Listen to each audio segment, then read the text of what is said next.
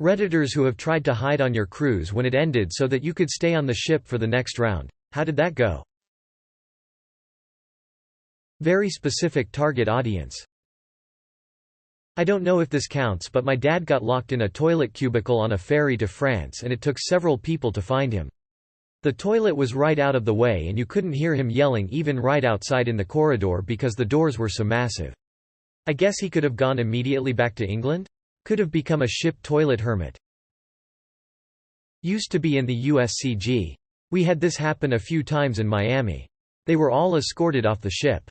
Typically the police handle the situation, but if a stowaway was discovered while still in the 3 to 12 mile range, we would render assistance once they were apprehended by the onboard law enforcement.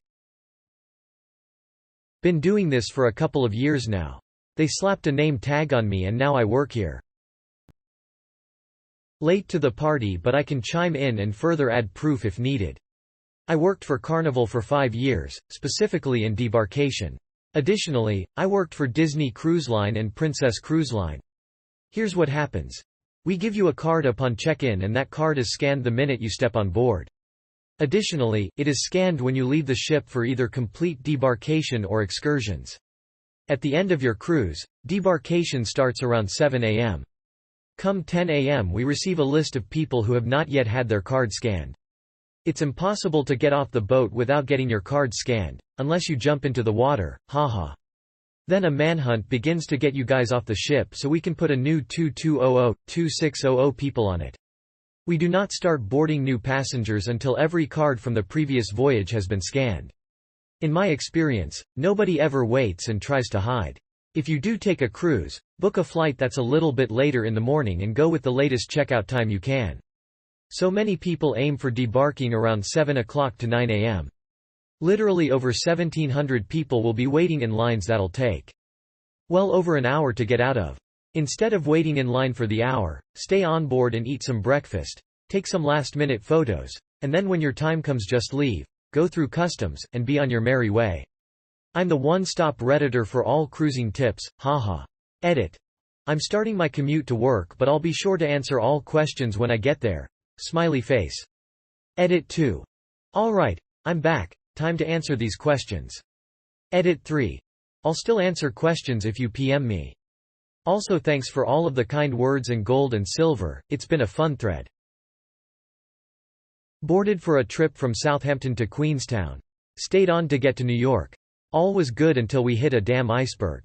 Been 107 years and still haven't docked. Fucking sucks, man. At least the water is heating up finally though. It is all electronic card swipe now, everyone monitored all the time. All of the japes and scrapes of being a stowaway, one step ahead of the steward is in the past now. I worked for Carnival. We will find you. We know you're in the ship. And we all want you to get off so I can take a short nap before I have to do it all over again in a few hours. Not me, but a couple decided to hide to try get another week out of their holiday.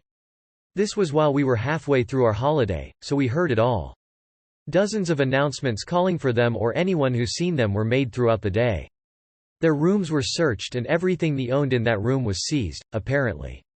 The ship left port late by about 90 minutes, but they were eventually found and escorted off the ship when the crew decided to check the identity of every passenger on board. If you hide long enough without being seen you'll be free to go. Source: GTA.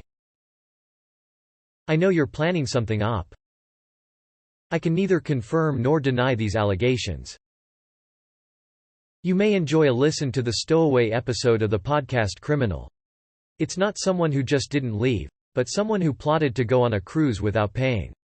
It's a good listen. A little different.